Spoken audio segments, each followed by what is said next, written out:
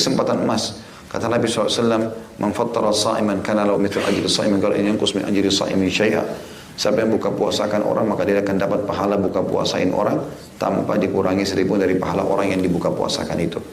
Mungkin ada seseorang bertanya, kan tidak semua orang bisa buka puasain orang. Kalau yang kita bayangkan makanan lengkap mungkin dianggap mahal, mungkin 30.000 misal. Itu ada hadis Nabi yang berbunyi dan dihasankan oleh para ulama. Kata Nabi SAW, waktu sahabat bilang, "Ya Rasulullah, tidak semua orang bisa buka puasain orang." Kata Nabi SAW, pahala itu Allah berikan kepada siapapun yang membuka puasakan orang walaupun susu dicampur dengan air.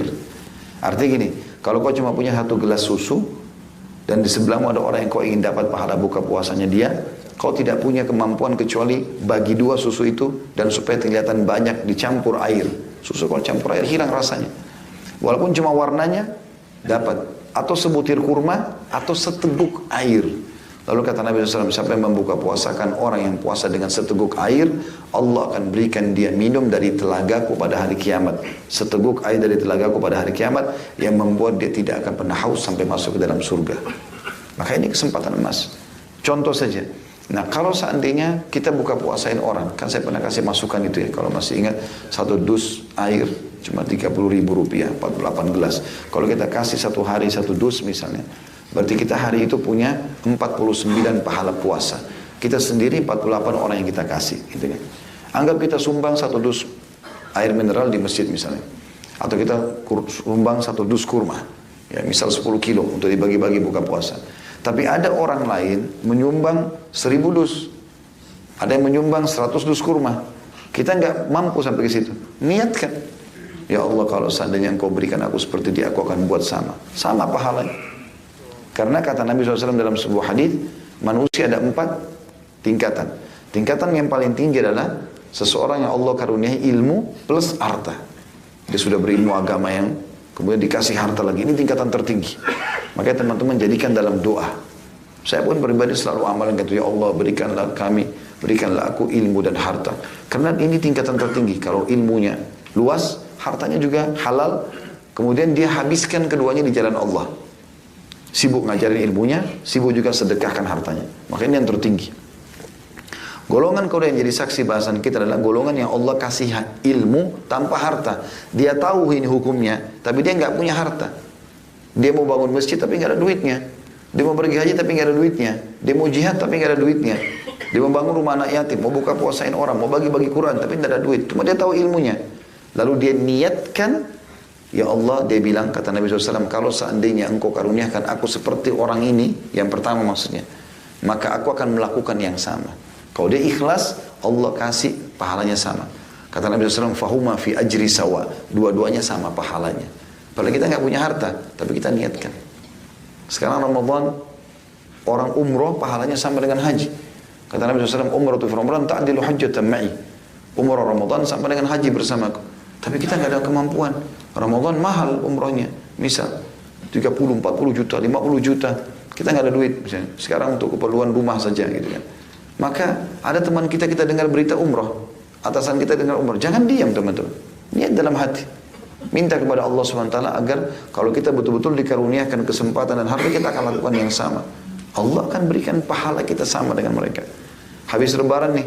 Sudah mulai nanti 1 bulan habis lebaran. Bulan Dzulqa'dah mulai jemaah haji pada pergi haji. Biasa bus-bus lewat depan kita. Oh jemaah haji. Jangan cuma sebatas itu. Ya Allah, kalau Engkau berikan aku kesempatan seperti mereka, aku akan buat yang sama. Sebab begitu. Pengurus masjid, imam masjid haram, siapa saja. Sampai sebagian salaf mengatakan, aku berharap memiliki niat baik dalam setiap kegiatan. Walaupun aku tidak sempat lakukan.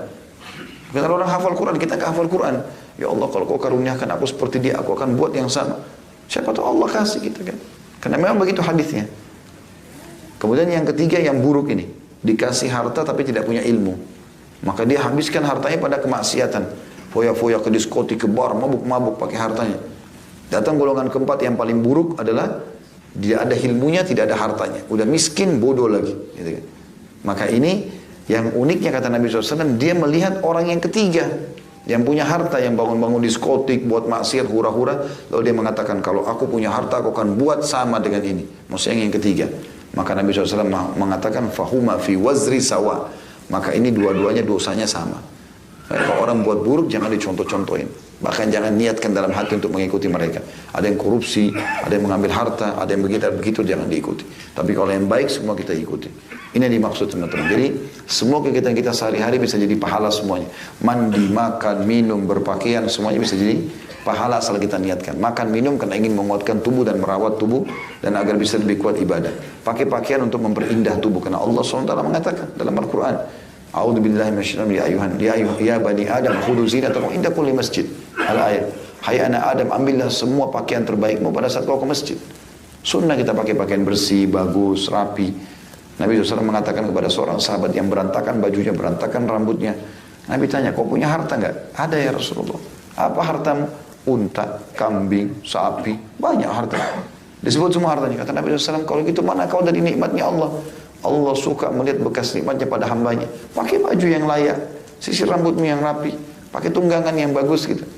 Kata Nabi SAW, puncak nikmat Allah pada seorang mukmin justru di rumah yang luas, tetangga yang baik, dan tunggangan yang layak. Jadi boleh kita nikmati. Pakai mobil karena ingin menikmati nikmatnya Allah.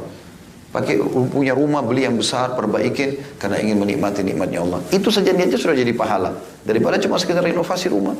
Daripada cuma sekedar ganti mobil misalnya. Jadi niatkan karena ingin menikmati nikmat Allah asal tidak ada tabdzir dan bukan haram, maka akan diterima oleh Allah Subhanahu wa ta'ala.